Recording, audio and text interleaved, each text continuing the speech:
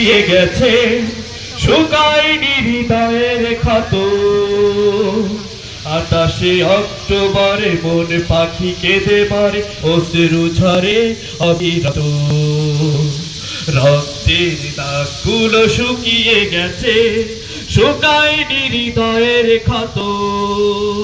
28 অক্টোবরে মন পাখি কেঁদে মরে অশ্রু ঝরে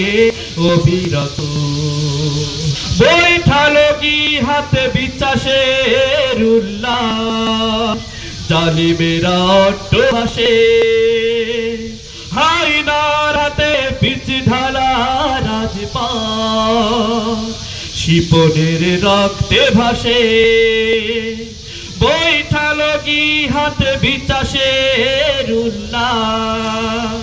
জালিমেরা অট্টহাসে হায়নার